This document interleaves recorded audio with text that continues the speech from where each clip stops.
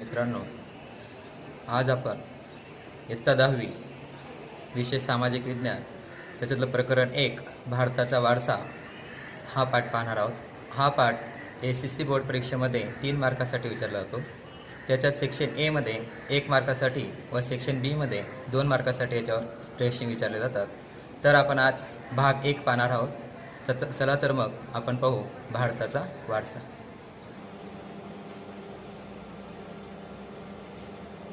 विद्यार्थी मित्र हो, भारत हा प्राचीन संस्कृती असणारा देश आहे आणि भारताचा प्राचीन ग्रंथ विष्णू पुराणमध्ये भारताविषयी म्हटले आहे की उत्तर येत समुद्रस्य इमाद्रेचे व दक्षिण वर्ष तद भारत नाम भारती यत्र संतती. अर्थात भारताच्या उत्तरेकडे आणि हिमालयाच्या दक्षिणेस असलेल्या स्थळाचे नाव भारतवर्ष आहे, ज्याचे आपत्ती भारतीय आहे. या भारतात सुरुवातीला संकल्प घेतला जाई की त्यात भारतवर्ष, भरतखंड, जम्बूद्वीप, आर्यावर्त हा संकल्प आपल्या एखाद्या निश्चयासाठी घेतला जात असायचा. आता आपण भारताची नैसर्गिक सीमाविषयी माहिती पाहू. पूर्वेकडे बंगालचा उपसागर, पश्चिमेकडे अरब समुद्र, तर दक्षिणेकडे हिंद महासागर आलेला आहे. तर हिमालय हा उत्तर भारतात आलेला आहे. यानुसार आपल्या देशाच्या समृद्धीकडे आकर्षित होऊन अनेक विदेशी प्रजा व्यापार करण्यासाठी आल्या व स्थायी झाल्या. आदान प्रदानाच्या प्रक्रियेमुळे अनेक परिवर्तने पाहायला मिळाली व त्यातूनच एका पिढीकडून दुसऱ्या पिढीकडे आपल्या वारशाचे हस्तांतरण झालेले आपल्याला पाहावयास मिळते. आता आपण भारताचे स्थान आणि विस्ताराविषयी पाहू. भारताचे स्थान दक्षिण एशियामध्ये विस्ताराच्या दृष्टीने जगात हे 7व्या क्रमांकावर आहे, तर लोकसंख्येच्या दृष्टीने जगात दुसऱ्या क्रमांकावर आपल्याला पाहावयास मिळते. आपण जगाच्या नकाशात भारताचे स्थान पाहतो, तर जगाच्या नकाशात भारताचे स्थान उत्तर पूर्व दिशेला आलेलं आहे, तर दक्षिण आशियामध्ये मध्यवर्ती ठिकाणी आपल्याला पाहावयास मिळते.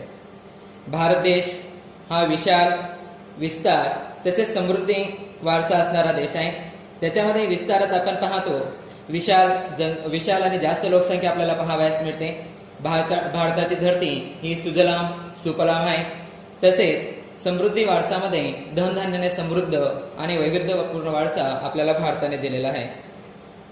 वैविध्यपूर्ण वारसामध्ये आपण पाहतो की भारतभूमीने आपल्याला विश्वाला समृद्ध आणि वैविध्यपूर्ण वारसा दिलेला आहे. भारताची संस्कृती ही शांतिप्रिय आणि व्यापारी आहे. भारताच्या संस्कृतीमधून सत्य, चित्त आणि आनंदाचा अनुभव आपल्याला पाहावयास मिळतो. संस्कृतीच्या मूल्यात शांती आणि अहिंसा यांचा आज जगभरात प्रशंसा आणि स्वीकार झालेला आपल्याला पाहावयास मिळतो.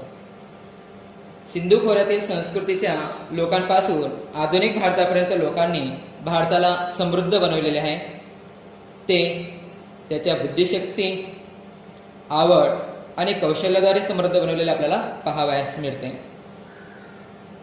भारतात संस्कृतीत महत्त्वपूर्ण वाटा देणारे ऋषीमुनी, संत, विदुषी, विद्वान, चिंतक, कलाकार, कारागीर, वैज्ञानिक, संशोधक, साहित्यकार, शिक्षणशास्त्रज्ञ, राजनीती तज्ज्ञ, इतिहासकार, समाजसुधारक यांनी महत्त्वाचा आणि मूल्य वाटा आपल्याला दिलेला आहे. आणि त्यांच्याकडून आपल्याला काय प्राप्त झालेले त्याच्याविषयी आपण पाहू. धर्म, शासनशैली, भाषा, कला, चित्र, बोली, पोशाख, रीतिरिवाज हे आपल्याला त्यांच्याकडून मिळालेली मोठी भेट आहे. आता आपण संस्कृतीचा अर्थ समजूया. संस्कृती म्हणजे मानव मनाची मशागत होय. संस्कृती म्हणजे जीवन जगण्याची रीत. संस्कृती म्हणजे मानव समाज, त्याच्या सवयी, मूल्ये, आचारविचार, धार्मिक परंपरा, राहणीमान तसेच जीवनाला उच्चतम ध्येयापर्यंत घेऊन जाणाऱ्या आदर्शाची गोडाबेरीज म्हणजे संस्कृती होय. भारताच्या संस्कृतीमध्ये आपल्याला अतिशय मूल्यवान आणि संस्कृती आणि सभ्यताविषयी फरक सुद्धा पाहावयास मिळतो. भारतीय संस्कृतीचा वारसा. आता वारसा म्हणजे काय? वारसा म्हणजे आपल्याला आपल्या पूर्वजांकडून मिळालेली अमूल्य भेट म्हणजे वारसा होय. भारताचा वारसा हा हजारो वर्ष जुना आहे. आपण दैनिक प्रतिज्ञेमध्ये सुद्धा माझ्या भारतावर माझे प्रेम आहे आणि माझ्या देशातील समृद्ध आणि विविधतेने नटलेल्या परंपरांचा मला अभिमान आहे असे म्हणतो. हा समृद्ध वारसा म्हणजे भारताच्या संपूर्ण विश्वाला पूर्ण मानव जीवनाच्या रहस्याचे प्रमुख सुद्धा म्हणता येईल. वारशाचे दोन प्रकार पाहावयास मिळतात. एक नैसर्गिक वारसा, त्यालाच आपण प्राकृतिक वारसा असेही म्हणतो. दोन भारताचा सांस्कृतिक वारसा. आता आपण नंबर 1 नैसर्गिक वारसाविषयी माहिती पाहू. नैसर्गिक वारसा मध्ये आपल्याला प्राकृतिक वारशाची विशिष्टता पाहावयास मिळते. नैसर्गिक वारसा ही निसर्गाने आपल्याला अनमोल भेट दिलेली आहे. त्याच्यामध्ये पर्वत, वन, रणप्रदेश, नदी, झरे, सागर, ऋतू, लतावेली, पाने फुले, जीवजंतूंचा समावेश आपल्याला पाहावयास मिळतो. तसेच भौगोलिक आणि पर्यावरणाची विशेषतामध्ये सुद्धा त्याचा उल्लेखनीय आपल्याला योगदान पाहावयास मिळते. त्याच्यामध्ये खीन प्रदेश म्हणजे खनन प्रदेश, 2 विशाल अशी सुपीक मैदाने आपल्याला प्राप्त झालेले आहेत. नंतर नद्या, पर्वत, रणप्रदेश, लांब समुद्र किनारा आणि जंगलांचा समावेश आपल्याला पाहावयास मिळतो. नैसर्गिक वारशात वैविध्यपूर्ण भूमिदृश्य सुद्धा पाहावयास मिळतात. त्यांच्यात खडक, शिला, खनिज, वनस्पती, जीवजंतू वगैरेंचा समावेश आपल्याला पाहावयास मिळतो. हवामानाच्या बदलामुळे वारसावर परिणाम दिसून येतो. तो प्रकृती, पर्यावरण आणि मानव जीवनामधील जवळीक संबंधाचा परिणाम म्हणजेच नैसर्गिक वारसा होय. या तिघांचा जवळीक संबंध आपल्याला पाहावयास मिळतो, त्याला नैसर्गिक वारसा असे म्हणतात.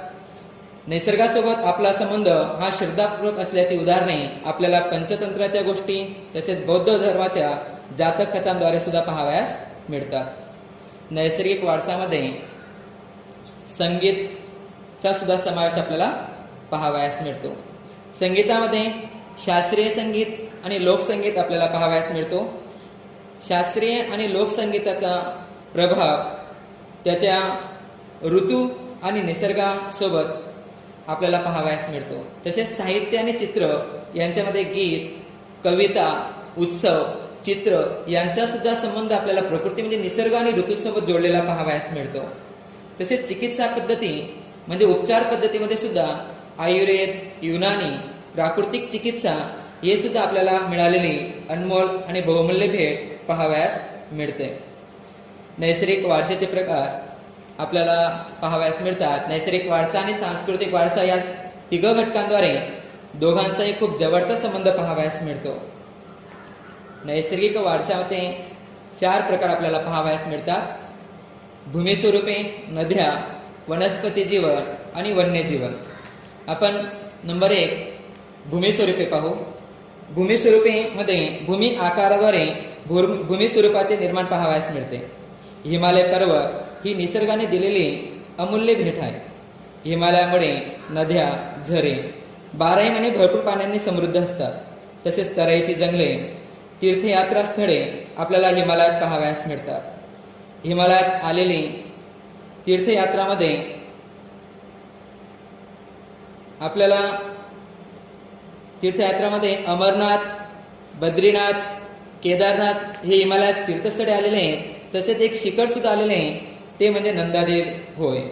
हे शिखर पण आपल्याला हिमालयातच पाहावयास मिळते. भूमी स्वरूपाचा गाढ प्रभाव हा मानव जीवनावर पडलेला पाहावयास मिळतो. त्याचे स्वरूप परिणाम आपल्याला पाहावयास मिळतात, म्हणजेच व्यवसाय, राहणीमान, आचार विचार, लोकजीवन या सर्वांचा प्रभाव मानव जीवनावर होतो.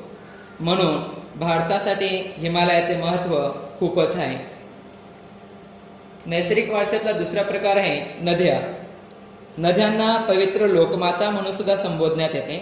नद्या ह्या खूपच पूजनीय आहेत. त्याच्यामध्ये गंगा, यमुना, सरस्वती, सिंधू, कावेरी, नर्मदा, गोदावरी यांचा समावेश होतो. नद्यांचे सांस्कृतिक वारशाचे महत्त्व सुद्धा खूपच आहे. भारतीय संस्कृती सिंधू आणि रावी नदीच्या किनारी पालनपोषण झाले आहे. नद्यांचा पाण्याचा उपयोग आपण पाहतो, पिण्यासाठी पाण्याचा उपयोग होतो, सिंचनासाठी, मातीची भांडी बनवण्यासाठी, घरकामासाठी, लिंपणासाठी आणि उद्योगधंद्यासाठी या पाण्याचा उपयोग आपण करत असतो. नद्यांचे कलाकौशल्य सुद्धा खूपच अवर्णनीय आहे. कारण की आज मनुष्य हा निसर्गप्रेमी आहे. त्यामुळे उषा म्हणजे सकाळ आणि संध्याकाळचे सौंदर्य आपल्याला नद्यांच्या दृश्यामुळे प्राप्त होत असते. एवढंच नाही, त्याच्यातून आपल्याला प्रेरणासुद्धा प्राप्त होत असते. त्याच्यात सौंदर्य, कला, समज, कौशल्य, विकास यांची प्रेरणा आपल्याला प्राप्त होताना दिसून येते. नैसर्गिक वारशाचा तिसरा प्रकार आहे वनस्पती जीवन. भारतीय प्रजा ही प्राचीन काळापासूनच निसर्गप्रेमी आहे. भारताची प्रजा वृक्षप्रेमी, पुष्पप्रेमी आणि रोपांविषयी आदरभाव असणारी आणि त्यांच्यामध्ये आदरभाव सुचविणारी अशी प्रजा आपल्याला पाहावयास मिळते. वनस्पती जीवनाचा मानव जीवनावर गाढ प्रभाव म्हणजे असरकारक प्रभाव पाहावयास मिळतो. त्याच्यात धनधान्यांनी समृद्ध शेती, वनस्पती आणि औषधयुक्त जंगले पाहावयास मिळतात. वनस्पतीत पूजनीय वड, पिंपळ, लिंब, तुळस हे पूजनीय आहेत. त्याच्याद्वारे आपण पाहतो की वट सावित्री व्रत, रोज सकाळी होणारी तुळशीची पूजा हे आपल्या संस्कृतीचं एक उत्तम उदाहरण आपल्याला पाहत आहे. त्याच्यात धान्यांमध्ये अन्नधान्ये, कडधान्ये, तेलबिया, वनस्पती, धनधान्यांनी समृद्ध आपल्याला पाहावयास मिळते. नैसर्गिक वारशात वनस्पती जीवनाद्वारे आपल्याला औषधी सुद्धा प्राप्त होत असते. त्याच्यात हळदे, आवळा, बेहडा, कोरफड, अडुळसी, लिंब या औषधी वनस्पती जीवनाला समृद्ध बनवितात. जीवनाला सुंदर आणि सुगंधित बनवणारे पुष्प, मोगरा, गुलाब, कमळ, डमरा, सूर्यमुखी, चाफा, निशिगंधा, जुई यासारख्या पुष्पांनी मानव जीवनाला खूपच सुंदर, सुवासित आणि समृद्ध बनवलेले आहे. वनस्पती जीवनाचा सामाजिक, आर्थिक, धार्मिक जीवनाचा वनस्पतीवर परिणामकारक प्रभाव आपल्याला पाहावयास मिळतो. नैसर्गिक वारशात या चित्राद्वारे आपण पाहू शकतो की कशा पद्धतीने आपल्याला वनस्पती प्राप्त होत असते. नैसर्गिक वारशाचा चौथा प्रकार वन्यजीवन. प्राचीन काळापासून भारत देश हा निसर्गप्रेमी सोबतच प्राणीप्रेमी संस्कृती असणारा देश आहे. त्याच्यात आपण चित्राद्वारे पाहतो की कशा पद्धतीने आपल्याला प्राणी पाहावयास मिळतात. त्याच्यात वाघ, सिंह, हत्ती, गेंडा, चित्ता, कोल्हा, अस्वल, हरण, रोज, सांबर अशा वन्य प्राण्यांनी भारतीय संस्कृतीला वैविध्यपूर्ण बनविलेले आहे. विश्वात आसियाई सिंह फक्त गुजरातच्या गीरच्या जंगलातच पाहावयास मिळतो. धार्मिक मान्यतांमध्ये देवी देवतांची वाहने म्हणून सुद्धा वाघ, मोर, मगर, गरुड यांना स्थान दिलेले आहे. हत्तीचे दात आणि मृत वाघाचे चामडे हे बहुमूल्य आपल्याला पाहावयास मिळते. प्राण्यांच्या संरक्षणासाठी कायदे बनवण्यात आलेले आहेत. त्यासाठी आपल्या राष्ट्रमुद्रामध्ये सुद्धा 4 सिंह, घोडा, बैल यांची आकृती ठेवून वन्यजीवांचे मूल्य दर्शविलेले आहे. वन्यजीव संरक्षणासाठी अभयारण्याची व्यवस्था करण्यात आलेली आपल्याला पाहावयास मिळते. आता आपण वारशाचा दुसरा प्रकार भारताचा सांस्कृतिक वारसा पाहू. भारताच्या सांस्कृतिक वारशात भरपूर प्रजांनी आपल्याला योगदान दिलेले आहे. आपण पाहतो की आर्यांपासून सुरू करून शक, क्षत्र, कुशाण, हूण, इराणी, तुर्क, अरब, मुघल, पारसी, इंग्रज, फ्रेंच यासारख्या विविध जाती प्रजाती भारतात आल्या आणि या सर्वांमध्ये झालेल्या आदान प्रदानामुळे भारतीय संस्कृती ही समृद्ध झालेली आहे. सांस्कृतिक वारसा म्हणजे मानवसर्जित वारसा होय. सांस्कृतिक वारसा म्हणजे मानवाने स्वतःच्या बुद्धिचातुर्य, कुशलता आणि कला कौशल्याद्वारे जे काही प्राप्त केले किंवा सर्जन केले त्याला सांस्कृतिक वारसा असे म्हणतात. आपण सांस्कृतिक वारशामध्ये शिल्पकला, शिल्पस्थापत्याची कला ही अंदाजे 5000 वर्ष एवढी प्राचीन आहे. सिंधू संस्कृतीत पुरातन अवशेषातून प्राप्त झालेल्या देवी देवतांच्या प्रतिमा, मानव शिल्प, पशु तसेच खेळणी, दाढी असणाऱ्या पुरुषाचे शिल्प, नर्तकीची मूर्ती पाहून आपणास आपल्या सांस्कृतिक वारशाबद्दल स्वाभिमान आणि गौरव अनुभवास येतो. याच क्रमात मौर्य युगात उलट्या कमळाच्या आकृतीवर सिंह आणि वृषभचे शिल्प, बुद्धाच्या प्रज्ञापारमिताचे शिल्प, सारनाथची धर्मचक्र प्रवर्तन असणारी महात्मा गौतम बुद्धाची प्रतिमा, त्यानंतर जैन तीर्थकाराच्या प्रतिमा सुद्धा आपल्याला पाहावयास मिळतात। राष्ट्रकूट राजाच्या युगात वेरूळच्या गुफा या तयार करण्यात आलेल्या आहेत। या सर्व गुफा आपणास सांस्कृतिक वारशाविषयी आदर आणि गौरव अनुभवास देतात। आपल्याला या वारशाचे प्रत्येक याच्यात आपल्याला पाहावयास मिळते की वारशाने कशा पद्धतीने योगदान दिलेल्या सांस्कृतिक स्थळाविषयी, त्याच्यामध्ये मंदिर, शिलालेख, स्तूप, विहार, चैत्ये, मकबरा, मस्जिद, किल्ले, घुमट, तसेच राजमहल, दरवाजे, इमारत आणि उत्खनन केलेले स्थळे हे आपल्याला सांस्कृतिक वारशाची ओळख करून देत असतात। सांस्कृतिक वारशामध्ये स्वातंत्र्य संग्रामातील स्थळे सुद्धा सहभागी होत असतात। त्याच्यामध्ये साबरमती आश्रम, दांडी,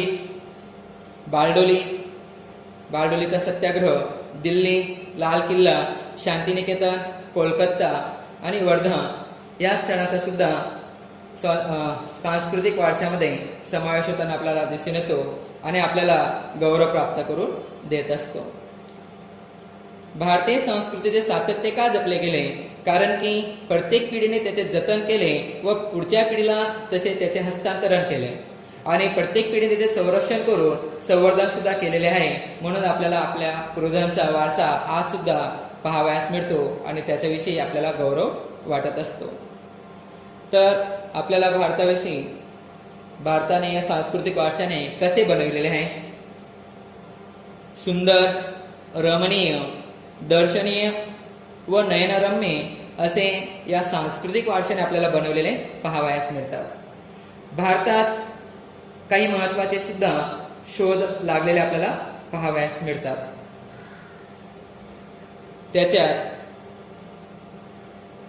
भाषा, लिपी, अंक, शून्याचा शोध, गणित, पंचांग, खगोल, लोखंड, साहित्य, धर्म, युद्धशास्त्र, रथ, राज्यशास्त्र, प्राणीशास्त्र, वनस्पतीशास्त्र, वास्तुशास्त्र, गणतंत्र, न्यायतंत्र, विधिविधान, पर्यावरण तसेच इत्यादी खूप महत्त्वाचे शोध पण भारतात झालेले आपल्याला पाहावयास मिळतात।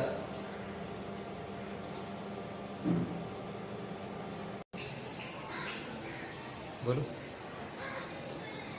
विद्यार्थी मित्र हो, आज आपण नैसर्गिक वारसा आणि सांस्कृतिक वारशाविषयी माहिती पाहिली। आता आपण गुजरातचा वारसा, गुजरातमध्ये कोणकोणती धार्मिक स्थळे आलेले आहेत, विदेशातून कोणकोणत्या प्रजा आपल्या भारतात आलेल्या आहेत त्याच्याविषयी माहिती भाग 2 मध्ये पाहू।